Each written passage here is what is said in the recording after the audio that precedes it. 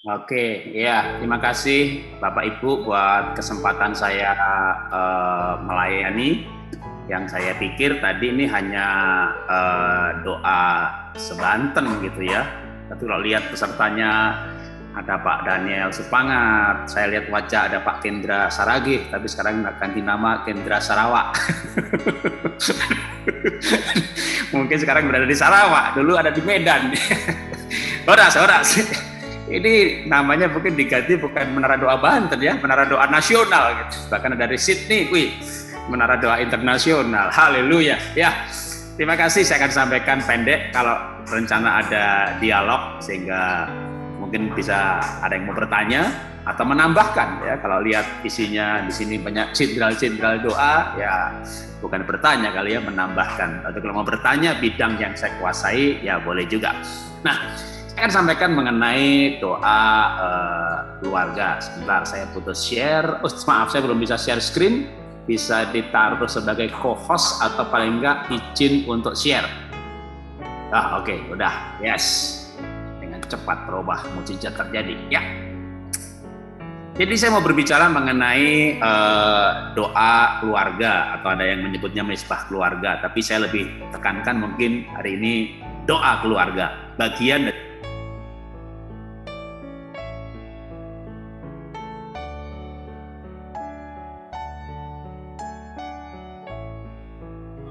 Kenapa hilang ya? Pak, mic-nya ketutup ya? Oke. Ya. Karena tiba-tiba muncul tulisan mute. Oke. Ya. Kita semua sama-sama mengalami yang namanya pandemi dan sudah terbiasa dengan ibadah online ya, termasuk sekarang ini. Saya jadi ingat bukunya Charles Duhigg mengenai Power of Habit. Karena dikatakan di sana bahwa kebiasaan yang 3 bulan itu bisa menjadi kebutuhan atau menjadi kemampuan. Kemampuannya juga boleh dikasih garis miring karakter. Jadi kalau kebiasaan 3 bulan bisa menjadi kebutuhan, lalu menjadi karakter atau kemampuan. Nah, kita sudah terbiasa ibadah online bukan 3 bulan, setahun. Setahun ini membuat ya bukan males ya. Kalau saya misalnya Pak bisa melayani ke Mojokerto gitu, terbangnya ke airportnya 2 jam, terbangnya 1,5 jam, naik mobil lagi 1 jam, jadi jauh banget gitu ya. Saya akan jawab, Pak, bisa Zoom aja. Kalau Zoom itu kebaktian jam 4 ya, kayak hari ini gitu ya, kurang 1/4 kita mandi. 5 menit login gitu ya, jadi kita keenakan gitu ya. Dan saya yakin gereja juga enak kok gitu ya. Saya ada di Sydney itu namanya Ecclesia Mission. Itu dulu panggil saya 2 tahun sekali. Karena saya setahun sekali ke Australia, setahun sekali ke Amerika. Jadi setahun kali, maksudnya setahun kali ke luar negeri yang jauh. Sehingga Australianya bisa 3 tahun sekali, Amerikanya 2 tahun sekali gitu ya. Tiba-tiba pandemi. Wah, paginya Singapura, siangnya Australia, malamnya Surabaya. Ya, pembicaranya enak. Jadi saya selama pandemi ini bisa 40-45 sesi gitu ya. Dan bisa pagi dan sore beda benua. Dan gerejanya juga enak, ngundang pembicara gak usah ngasih tiket. Jadi ini kebiasaan yang berlangsung setahun lebih, lama-lama kita keenakan. Bahkan bukan keenakan gitu ya, rasanya kayak jadi nyaman dengan online justru gitu ya. Kecuali yang gereja kolektanya berkurang. Gimana mau nyaman Pak, omset turun Pak Jarot. Ya, itulah aneka kisah pandemi. Ya, kita lanjutkan sekarang dengan apa yang kita mau sampaikan. Pada kitab Yoel pasal 1 kok mirip ya dengan keadaan sekarang ini. Yoel pasal 1 ayat 4, 10, dan 15. Jadi waktu itu terjadi yang namanya hama belalang. Belalang pengeripnya pergi, belalang pindahan datang. Belalang pindahan pergi, belalang pelompat datang. Belalang pelompat pergi, belalang pelahap datang. Waduh, akibat pandemi yang berturut-turut seperti itu, maka dikatakan ladangnya musnah. tanahnya berkabung, gandumnya habis. Kalau ladang itu yang di ladang, gandum itu yang udah disimpan. Kalau zaman sekarang ya bukan gandum yang ya tabungan, saldonya udah habis. Bahkan anggur, minyak menipis. Maka hari itu sampai disebut pemusnahan, padahal ya bukan gitu ya. Nah, yang menarik lagi ayat 13-nya. Sampai dikatakan lilitkanlah kain kabung dan mengeluhlah para imam. Merataplah hai para pelayan mezbah. Kalau imam tuh ya sekarang gembala gitu ya. Pelayan mezbah, wah, WL, Bang Khotbah. Kenapa para pelayan mezbah meratap gitu ya? Bermalamlah pakai kain kabung gitu. Kenapa? Sebab sudah ditahan dari rumah Tuhan korban sajian dan korban curahan. Wow, rupanya kolektornya berkurang.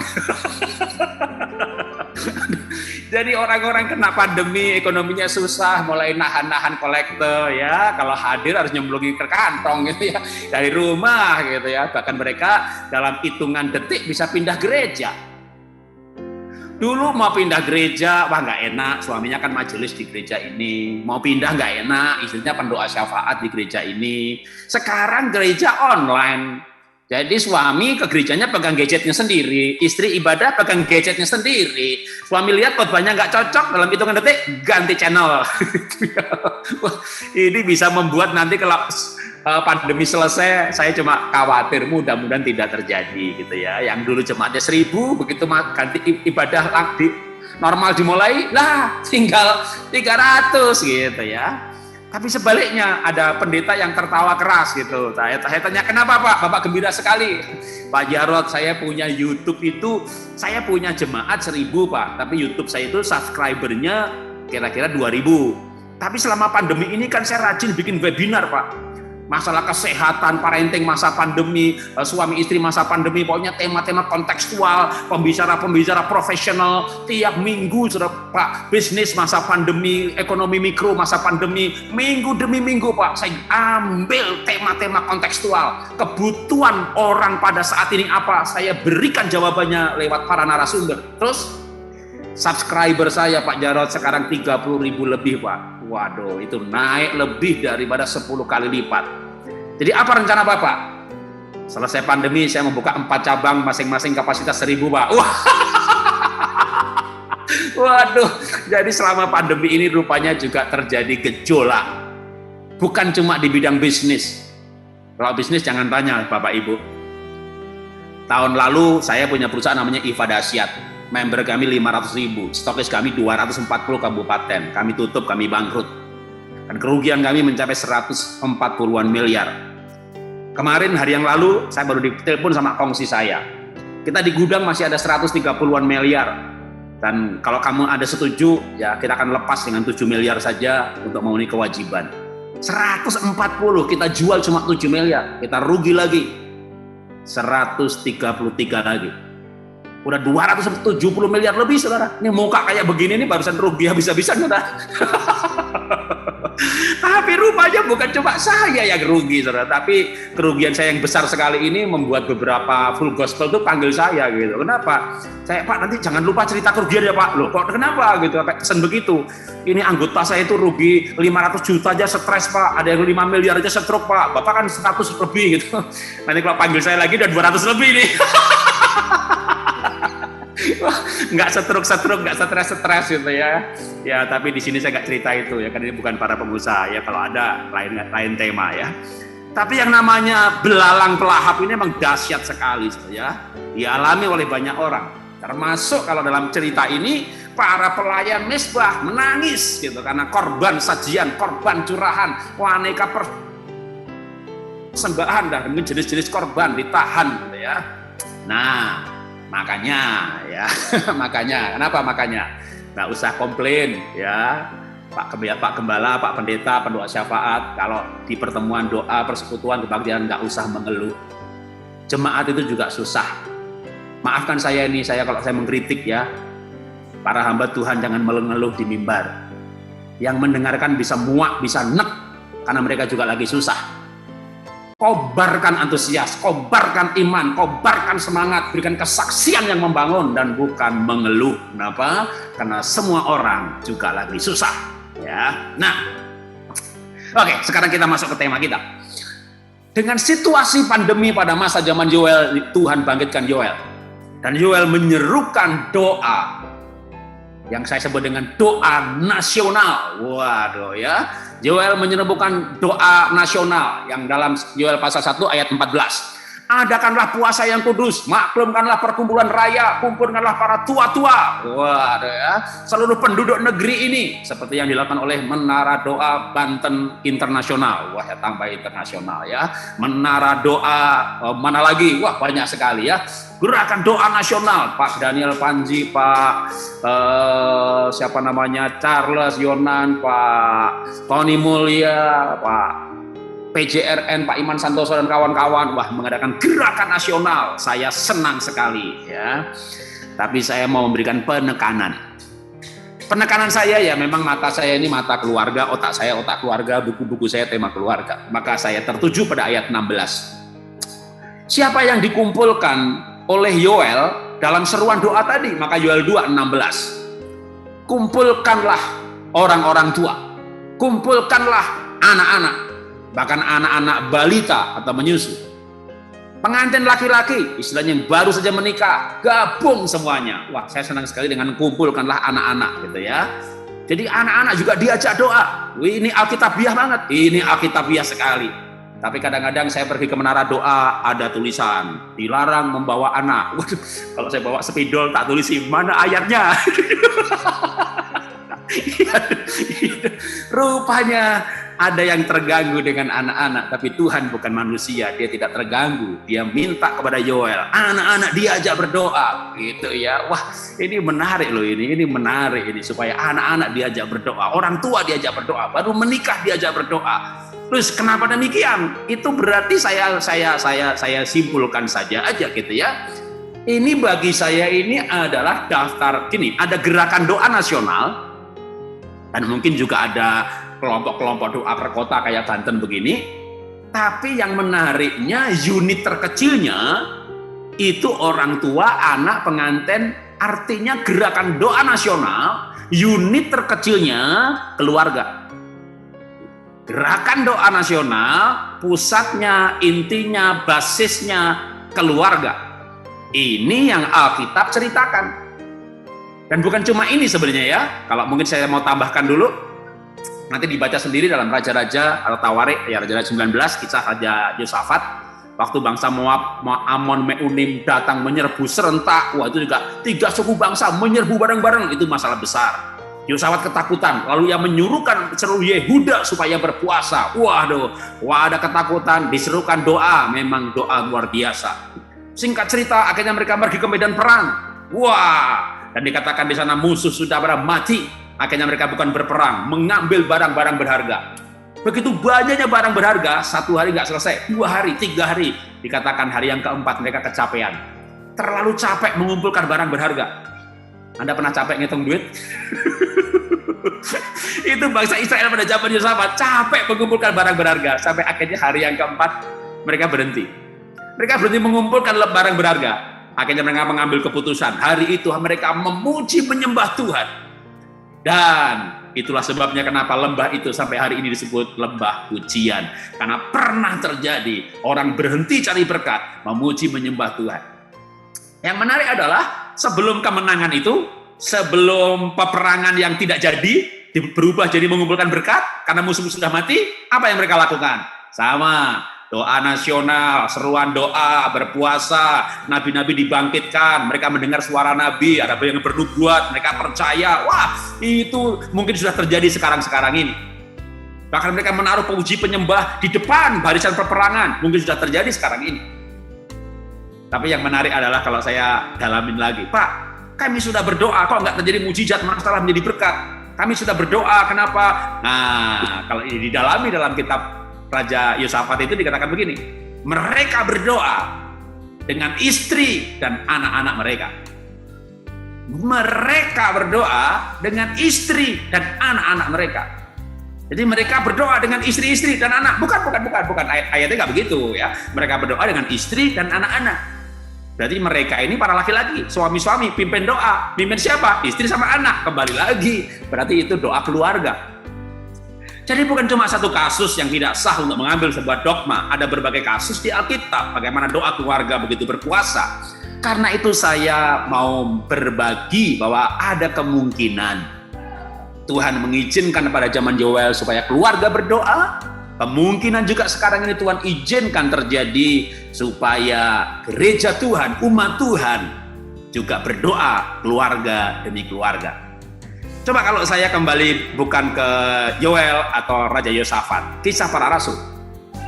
Gereja mula-mula, wah kita baca Kisah Para Rasul, ayatnya banyak sekali. Mereka berdoa di rumah-rumah, Rasul, murid-murid Tuhan, mereka pergi ke rumah-rumah dan berdoa di rumah-rumah, zaman kudus di rumah-rumah, mereka ibadah di rumah-rumah, dan mujizat terjadi di rumah-rumah. Rumah menjadi pusat kegerakan. Gereja rumah-rumah itulah gerejanya, esensinya.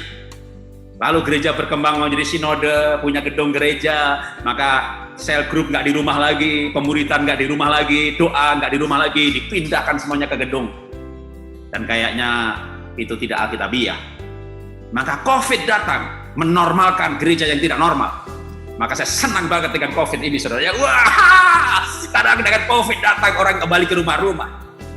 Tapi ketika diizinkan COVID sebulan, 2 bulan, 3 bulan, 4 bulan, kok pada rumah-rumah belum berdoa, belum bikin gereja, gerakan doa rumah-rumah gitu ya. Kita berdoa, Tuhan perpanjang COVID, Tuhan perpanjang lagi Tuhan, sampai tujuanmu tercapai Tuhan, seperti pada zaman Yoel, seperti pada zaman Yosafat, yaitu ada gereja di rumah-rumah, ada ibadah di rumah-rumah, ada doa di rumah-rumah. Mungkin doa saya berbeda dengan saudara. Pendeta lain mungkin tengking COVID, hardik COVID, saya berdoa Tuhan perpanjang masa COVID sampai terjadi apa yang sorga inginkan. Ada doa di rumah-rumah, ada keluarga-keluarga yang berdoa. Kenapa demikian? Ya karena saya dapat pengertian demikian. Anda boleh berdoa tengking COVID, saya berdoa ini situasi Tuhan izinkan supaya yang tidak normal dinormalkan. Maka bagi saya istilahnya bukan new normal, tapi kembali normal. Dulu banyak nggak normal, saudara. Pendeta atau suami sibuk dagang, sibuk pelayanan, nggak ada waktu di rumah. Sekarang harus di rumah, gitu ya. Nggak menangkap pesan ini, di rumah tambah berantem, bubar, cerai. Tapi kalau yang menangkap kesan, oh Tuhan inginkan keluarga kuat, terjadi pemulihan keluarga. Yang nggak pernah doa keluarga, doa keluarga. Maka saya rindu sebenarnya adalah yang terjadi adalah apa yang di Yoel terjadi lagi pada zaman ini. Ya paling nggak saya mau menyuarakan hal itu. Setuju nggak setuju, percaya nggak percaya, saya mau suarakan hal itu supaya terjadi doa-doa keluarga. Karena saya terlalu percaya itu yang dikehendaki Tuhan, gereja kembali pada gereja mula-mula. Gereja mula-mula bukan cerita, bagi saya gereja mula-mula adalah pola. Karena Injil bukan cerita, Alkitab bukan cerita, tapi pola. Maka pola gereja harus kembali pada gereja mula-mula, bahkan lebih daripada itu. Ketika keluarga-keluarga berdoa, pusat kegerakan dalam keluarga. Bahkan mungkin sebagai persiapan sebelum masa aniaya, sebelum masa antikris. Ketika keluarga-keluarga diperkuat terlebih dahulu, sebagai persiapan saja. Mungkin saja bisa begitu. Saya sekarang selalu banyak bilang mungkin, nggak terlalu berani untuk berkata pasti serba pasti. Tapi kemungkinan itu saya yakini dengan kuat. Bahwa keluarga yang berdoa adalah kehendak Tuhan untuk hari-hari ini. Tapi gimana Pak kalau saya nggak bisa mimpin ibadah di rumah, saya nggak pandai membawa renungan. Baca Ulangan pasal 6 nanti. Tuhan berfirman kepada para laki-laki. Memang ayat di situ nggak ada kata ayah, tapi Musa perikop sebelumnya kumpulkan para laki-laki. Dan Alkitab menceritakan Musa berkata supaya kamu membacakan ini kepada para ayah. Musa berkata supaya kamu membacakan Taurat. Jadi sebenarnya yang diperintahkan itu gampang banget. Keluarga kumpul, bapak membacakan Taurat. Kalau zaman sekarang membacakan Alkitab. Ya, saya buta huruf Pak. Saya yakin zaman sekarang ini sudah nggak banyak lagi yang buta huruf. Jadi kalau nggak bisa bawa renungan, nggak usah renungan. Keluarga dikumpulkan, bapaknya, suaminya baca Alkitab. Nggak usah dijelaskan. Daripada jelasin salah malah sesat. Karena firman Tuhan, pada mulanya firman bersama dengan Allah, dan firman itu adalah Allah. Pada mulanya firman itu Tuhan, dan firman itu adalah Tuhan. Tuhan itu firman. Mau dengar suara Tuhan, baca firman. Ya boleh sih mau puasa 40 hari, nanti hari ke-20 udah kekurangan energi, oksigen, mungkin berkunang-kunang, lalu halusinasi, lalu dengar yang aneh-aneh. Mungkin bukan suara Tuhan, suara setan atau suara sendiri. Maafkan saya bicara keras kepada para pendoa syafaat. Tapi jangan sampai ada orang skizofrenia, tidak bisa membedakan antara kenyataan dengan khayalan. Lalu menyampaikan ini suara Tuhan, padahal bukan. Hati-hati saudara, hati-hati saudara. Yang pasti suara Tuhan adalah firman Tuhan. Alkitab adalah firman Tuhan. Itu suara Tuhan yang pasti. Dan firman itu hidup. Karena hidup, asal anaknya lahir baru, istrinya lahir baru, kita baca saja. Firman itu akan berbicara kepada setiap pribadi, bahkan pendalaman yang berbeda sesuai kepentingannya. Jadi tidak ada alasan nggak bisa bikin mesbah keluarga, karena hanya membaca Alkitab. Membaca Alkitab, doa bareng-bareng, sharing, minta didoakan, lalu bersama-sama satu keluarga saling mendoakan, itu aja sudah bagus. Syukur anggota keluarga ada yang mengerti firman dengan benar. Lalu ketika ayat dibaca, maka masing-masing bersaksi mengenai hal itu. Seandainya tidak, saya terlalu percaya kalau Alkitab memerintahkan untuk membaca saja, maka banyak sekali kan ayatnya kan,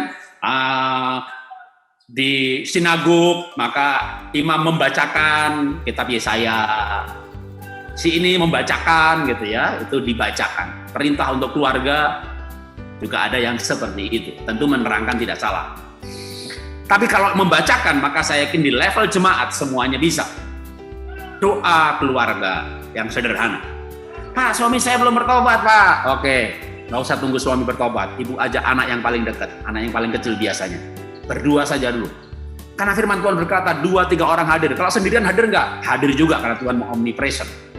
Kita doa bersendirian, Tuhan hadir. Hadir.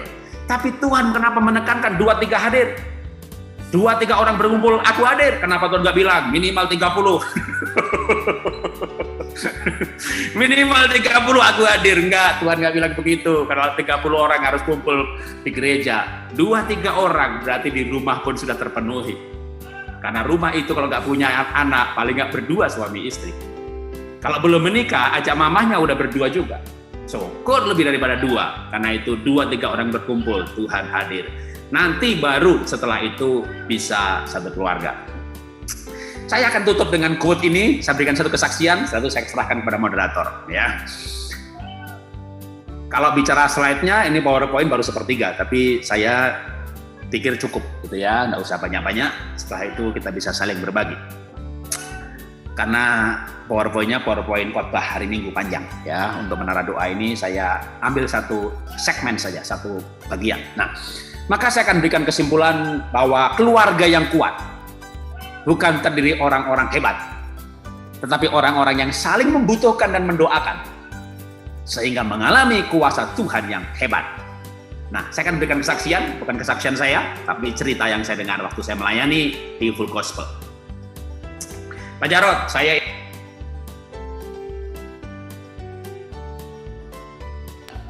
Pak Jarod, Bapak tahu kan saya ini anggota Full Gospel dan saya melayani Tuhan. Saya juga seorang pengusaha, Pak, yang memenuhi kehidupan banyak pegawai, dan yang pasti, Pak, saya ini sebagai suami, sebagai ayah, saya mencukupi anggota keluarga, kebutuhan keluarga. Jadi saya seorang suami dan seorang ayah yang bertanggung jawab dengan memenuhi kebutuhan ekonomi keluarga. Tapi saya pelayan Tuhan, saya hamba Tuhan, Pak. Jadi saya juga imam dalam keluarga. Saya doakan istri saya doakan anak-anak saya. Wah, hebat, bagus. Tapi Pak, pakai tapi. Saya ini merasa hebat. Ya bukan merasa dong, Pak. Bener-bener hebat dong, Bapak hamba Tuhan, Bapak pengusaha, Bapak ayah. Begini Pak Jarod, saya kena COVID. Terus saya selama ini saya mendoakan, Pak. Saya doakan istri, saya doakan anak-anak. Terus ketika saya kena COVID, Pak, itu saya kenanya itu pertengahan Maret, Pak. Gereja, rumah sakit, dokter dan semuanya masih paranoid, Pak. Begitu positif COVID dimasukkan ruangan itu bisa sehari cuma sekali, bahkan yang masuk ruangan itu pun pakai baju kayak astronot dan kayaknya melayani sambil ketakutan. Makanya banyak teman-teman kita yang terkena pada awal-awal itu banyak yang dipanggil Tuhan karena memang semuanya belum siap. Karena waktu itu sempat pejabat berkata bahwa Indonesia nggak akan kena, jadi memang tidak dipersiapkan karena yakin nggak kena, ya nggak siap-siap. Lalu saya kena pada masa itu, Pak. Waduh, itu begitu kena dinyatakan positif, udah kayak vonis aja, Pak, kayak vonis mati udah. Akhirnya saya kontak sama istri dan minta izin sama rumah sakit. kalau suster yang lain-lain nggak bisa masuk, biar istri saya yang merawat saya. Dan saya yakin bukan hanya saya, istri saya akan bersedia tanda tangan bertanggung jawab atas tindakan ini. Dan istri saya mau, Pak. Dia yang merawat saya, Pak. Dahsyatnya, Pak, dia tidak ketularan. Waduh, kalau saya bilang, Pak, boleh saya cerita, Pak? Gitu. Iya, Pak Jarod. Bapak kenal Roni Daud Simeon, Pak. Itu kena COVID, Pak, 16 hari di rumah sakit, Pak. Istrinya nggak ketularan, Pak. Bapak tahu Pak Tony Mulya, Pak, kena positif COVID, Pak. Mengambil keputusan isolasi mandiri di rumah, Pak. Dan istrinya yang merawat dia, Pak. Dan juga tidak ketularan. Kenal Pendeta Frankie dari Sungai Yordan. Suami istri dua-duanya kena, Pak, pada hari ulang tahun pernikahan. Suami istri masuk rumah sakit. Hebatnya, Pak, suaminya tepar, tergeletak, istrinya OTG. Tahu OTG? Orang tanpa gejala, kena COVID, batuk kagak, demam kagak, pilek kagak. Bapak tahu yang saya maksud? Betapa hebatnya wanita, Pak. Mereka kena COVID pun nggak ada gejalanya, Pak. Suaminya terkapar, nggak kena, Pak. Itulah hebatnya wanita, Pak. Itulah hebatnya penolong, Pak. Setuju, Pak Jarod. Setuju, Pak Jarod. Dulu saya pikir saya laki-laki yang hebat, suami yang hebat, ayah yang hebat. Saya cari uang, begitu saya tergeletak sakit, Pak. Istri saya merawat saya, Pak. Ada satu titik malam itu, Pak, saya sesak nafas, Pak. Itu istri saya nekat sekali, Pak. Dia buka mulut saya, Pak. Kan dia bajunya bukan baju apa itu namanya, astronot. dia pakai baju ya jaket plastik seadanya yang kira-kira bisa bertahan, tapi dia buka mulut saya, dia congkal pakai sendok, dia tambahkan itu terapi oksigen untuk pernafasan. Dokter suster nggak berani masuk, Pak. Istri saya di dalamnya, Pak. Terus ya istri saya nggak ketularan dan saya sembuh, Pak. Dan pada waktu saya di ambang maut antara sesak nafas itu, saya bilang sama istri saya, tolong rawat saya dan doakan saya. Itu peristiwa tidak pernah saya lupakan, Pak. Ada satu titik di mana saya butuh istri saya minta doa saya. Sebelumnya saya melindungi mereka dengan doa-doa saya akan cover mereka, saya akan lindungi mereka dengan doa-doa saya. Seolah-olah saya menjadi orang yang dibutuhkan, tapi tiba-tiba saya merasa membutuhkan. Doakan saya. Peristiwa itu menjadi momentum, Pak, dalam pernikahan kami. Kami ada momentum di mana kami saling membutuhkan. Dan pernikahan kami sekarang jauh lebih kuat. Bapak Ibu, pandemi ini mungkin membuat suami ada yang kehilangan kesehatan, atau mungkin sehat, tapi kehilangan usaha. Kayak saya kehilangan usaha, perusahaan saya tutup. Dan orang bilang, wah Pak Jarod enak, IFA-nya tutup, bangkrut, tapi Bapak kan punya usaha sekolah, Pak, sustainable, Pak. Pendidikan itu kalau orang krisis ekonomi cuma berhenti beli baju, tapi anak tetap sekolah. Bapak pinter, cerdas, bijak, Pak, punya usaha MLM untuk batik, baju, kosmetik, tapi juga punya pendidikan. Anda tahu? Pendidikan milik saya itu Happy Holy Kids, 66 cabang di Indonesia, tapi Happy Holy Kids itu playgroup dan TK. Tiba-tiba sekolah di rumah. Sekuliah, tetap kuliah terus dong, tapi playgroup TK. Tahun lalu TKB-nya lulus. TK aja TKB, playgroup nggak ada yang daftar. Sehingga tahun ini kami punya TKA TKB. Ya, TKA-nya di TKB, playgroupnya di TKA. Playgroupnya nggak ada yang daftar. Tahun ini kami punya TKA TKB. Tahun ini, Juli tahun ini, TKB-nya lulus. TKA-nya di TKB. Playgroup nggak ada yang daftar. Jadi tahun lalu ketika TKB diluluskan, murid kami katakanlah 60 tinggal 40. Tahun ini TKB diluluskan, 40 tinggal 20. Kalau muridnya 60 tinggal 40, itu impas-impas antara untung dan rugi, guru digaji, kita pemilik nggak bisa dapat apa-apa. Tahun ini TKB-nya lulus, tinggal 20 orang, kami udah kumpulkan para guru. Tahun ini gaji dapat, transport nggak ada, makan nggak ada. Gaji pun berapa uang yang masuk dibagi rata.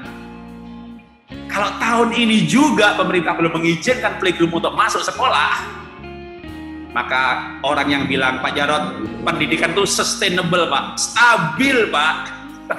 COVID datang, menggoyangkan yang dipikir tak tergoyangkan, menggoncangkan yang orang pikir nggak bisa digoncangkan. Tapi saya bilang sama istri, kita merantau ke Jakarta tahun 90 dan kita tinggal di pinggir kuburan. Kita hidup dari rumah yang cuma 6 kali 6 meter. kita berjuang dari bawah.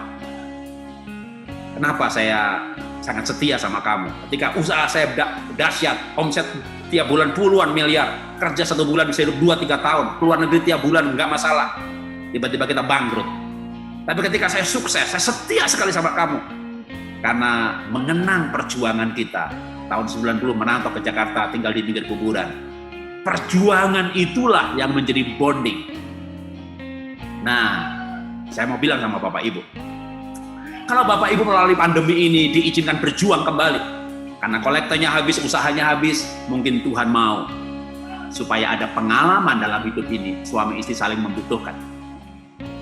Teman saya di Full Gospel tadi, selama ini saya merasa dibutuhkan. Saya hebat, suami hebat, ayah hebat. Dalam titik nadir nafas tersengal-sengal, dia ada titik di mana bilang sama istri, "Mah, aku butuh kamu. Kamulah yang berani dan bisa merawat saya." Dan Tuhan kasih dia pengalaman. Istrinya tidak terkena, tidak tertular, OTG pun juga tidak, dan suaminya sembuh. Memang saya juga kali ini mau menyampaikan kekaguman saya kepada para wanita. Tuhan ciptakan wanita itu, namanya wanita itu penolong. Penolong itu lebih kuat daripada yang ditolong. Makanya kalau bapak kehilangan istrinya meninggal, mana bisa hidup tanpa penolongnya? Kebanyakan menikah lagi kan, karena kan hidup tanpa penolong itu susah. Tapi kalau suaminya mati, lah penolong kan nggak butuh yang ditolong.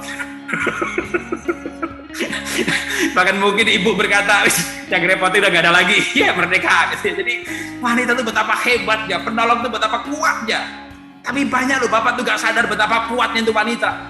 Nah pandemi ini datang, mungkin akan menyadarkan beberapa laki-laki untuk butuh istrinya.